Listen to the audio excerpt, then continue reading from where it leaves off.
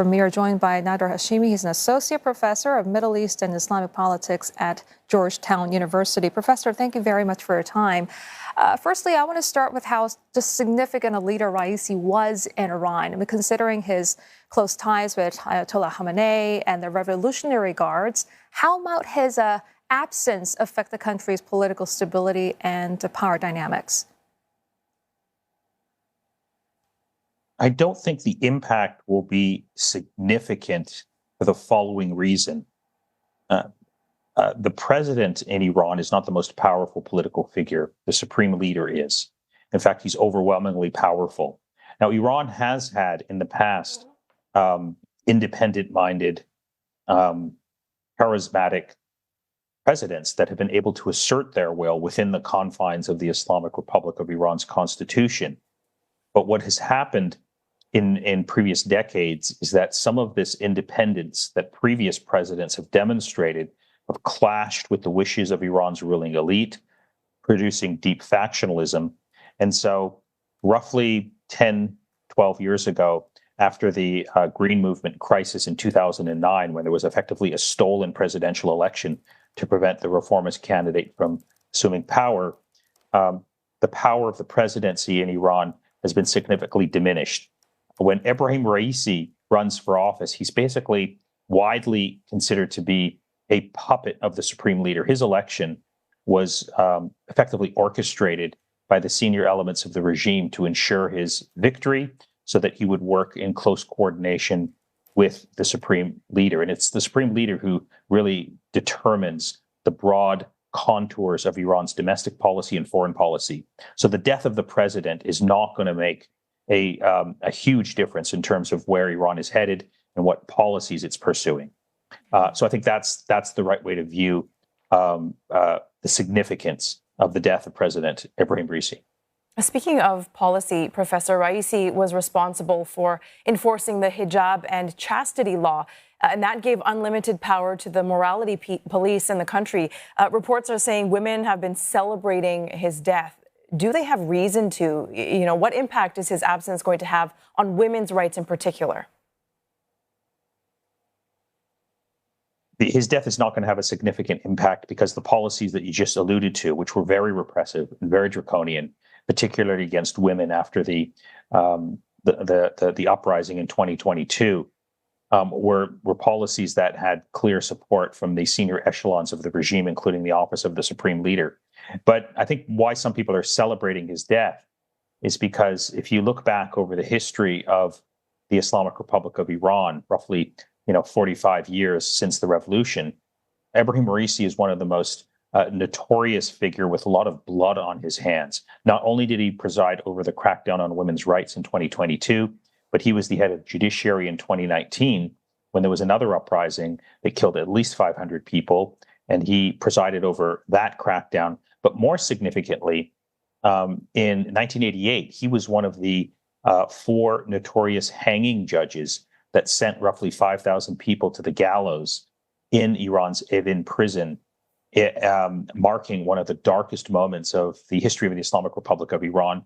And not only did he not distance himself from those massacres, he proudly bragged about them when they became public knowledge years later. So this is a very dark person with a lot of human rights violations. I mean, the world right now is talking about the ICC warrants against the Israeli prime minister and the leaders of Hamas.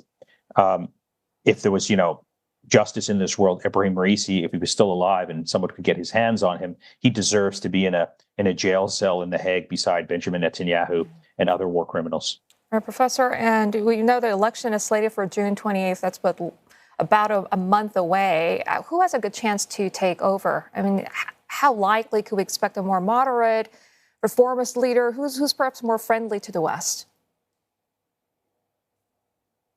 That's a good question. And the answer is anyone who's friendly to the West is not going to have a hope in hell of running for office,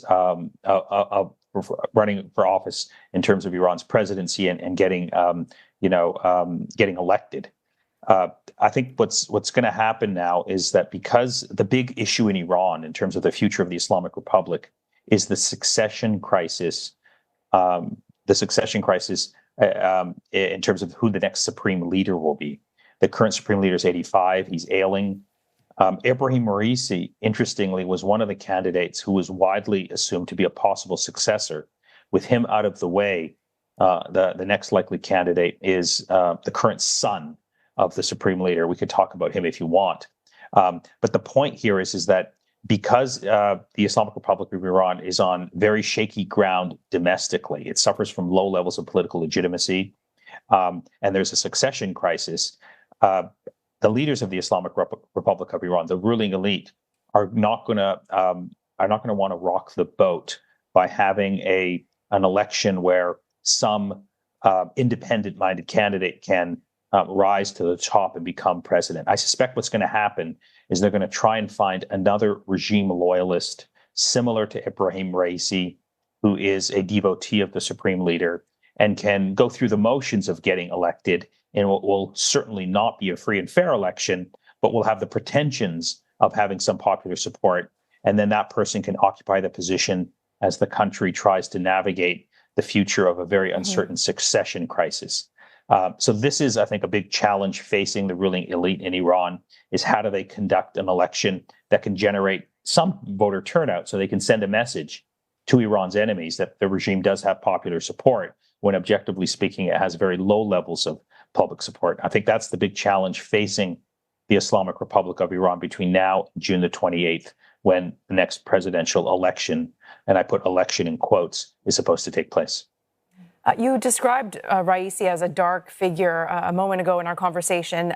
We know the investigation is ongoing, but given how controversial a figure Raisi is, there are questions around whether his enemies may have been involved here. What do you think?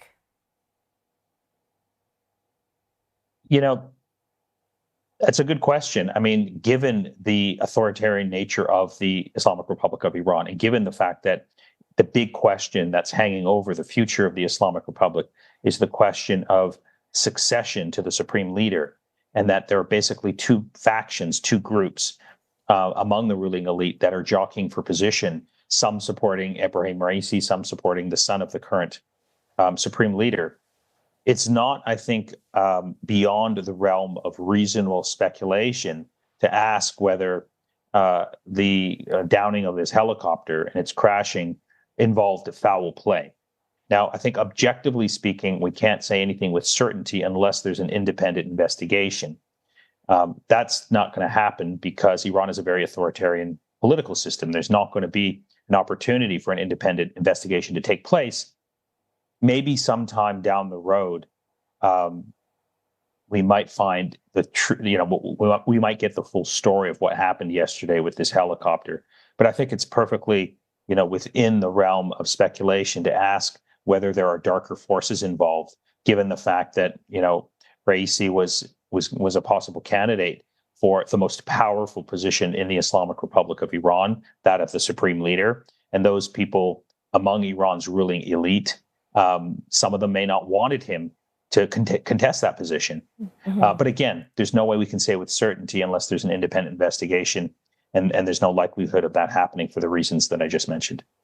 All right, Professor Hashemi, I'm afraid we'll have to leave it there for now, but thank you very much for your expertise and insight this morning. Nader Hashemi, Associate Professor of Middle East and Islamic Politics at Georgetown University.